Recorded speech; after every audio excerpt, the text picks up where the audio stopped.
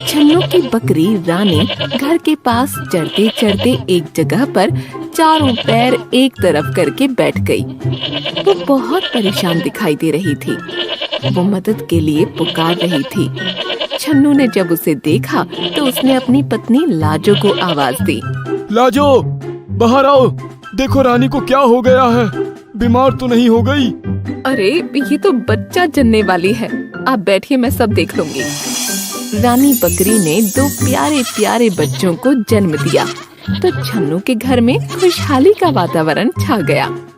दोनों बच्चों का नाम बिल्लू और टिल्लू रखा गया। छन्नू की कुतिया और उसके दो बच्चे, जिनका नाम शेरा और बघेरा था, बकरी के दोनों बच्चों को देखने के लिए आ गए। पिल्ले उनसे खेलना चाहते थे, इसलिए आगे बढ़ गए। हमारे घर की आबादी बढ़ रही है, अब तक हम लोग कुल 6 हो गए हैं। ये लोग तो फैमिली प्लानिंग को नहीं मानते। अच्छा है, जनसंख्या बढ़ने दो। आप भी ना। इतना कहकर लाजो घर के अंदर चली गई। कुत्ते के पिल्ले और बकरी के बच्चे आपस में खेलने लगे। छन्नू ये देखकर बहुत खुश हो रहा था। वो भी उनके साथ खेल लेता था। उसे सब परिवार के सदस्य ही लगते थे। वो उनकी सुरक्षा का पूरा ध्यान रखता था। रात के समय बकरी रानी और उसके बच्चे एक कमरे के अंदर रहते। कभी कभी कुतिया और उसके बच्चे भी वहीं रहते थे। एक दिन कुतिया और उसके बच्चे रात के समय कमरे के बाहर ही बैठे थे। अचानक एक सियार छन्नू के घर की बाउंड्री के अंदर आ गया। कुतिया के कान खड़े हो गए। उसे अपने बच्चों की चिंता हो गई।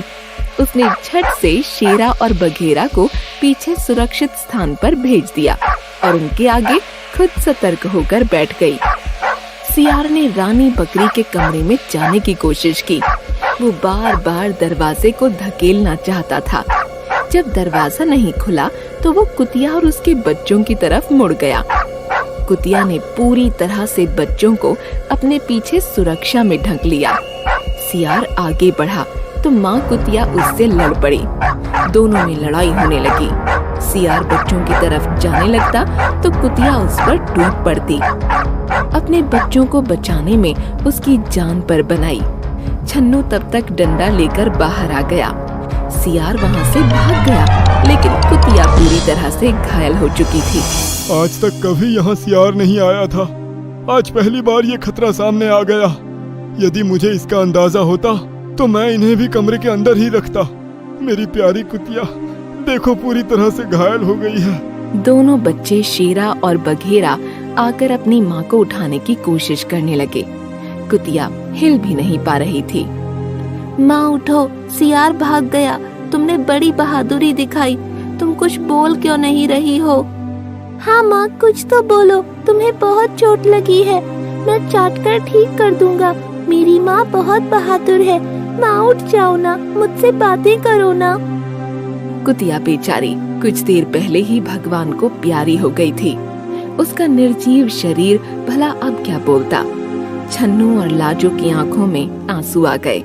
उनके परिवार का एक सदस्य सदा के लिए उनसे दूर हो गया।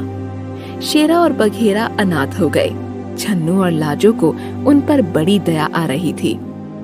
ये दोनों दूध पीते बच्चे अभी बहुत छोटे हैं, बिना माँ के हो गए हैं।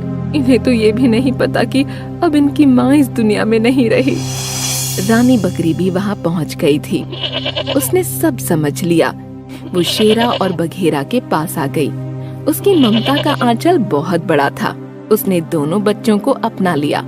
शेरा और बघेरा रानी बकरी का दूध इस तरह से पीने लगे जैसे वही उनकी माँ हो। उन दोनों ने भी रानी बकरी को अपनी माँ बना लिया। वो बिल्लू और टिल्लू के साथ भी पूरी तरह से घुल मिल गए। कहते हैं ना, न होता जिनका कोई, उनका खुदा होता है। पिल्लों की माँ बकरी बन गई। शेरा और बघेरा बड़े हो गए। वो दोनों अपनी माँ रानी बकरी और भाई टिल्लू और बिल्लू की सुरक्षा में लगे रहते थे। एक शाम सूरज ढलते ही वही सियार फिर से आ गया। कमरे का दरवाजा खुला था। रानी बकरी और बिल्लू टिल्लू वहीं पर थे। सियार जैसे ही आगे बिल्लू और टिल्लू की ओर बढ़ने जा रहा था कि शेरा और बघेरा ने उस पर हमला बोल दिया। अच्छी कदकाठी के शेरा और बघेरा ने सियार पर जबरदस्त हमला कर दिया। सियार नीचे गिर गया और शेरा बघेरा फिर उस पर टूट पड़े। उन दोनों ने सियार को संभलने का मौका ही नहीं दिया और काट काट कर उसे मौत के घाट उतार दिया। इस तरह से उनके द्वारा रानी बकरी, टिल्लू और बिल्लू की सुरक्षा हो गई और उन्होंने अपनी माँ की मौत का बदला भी ले लिया।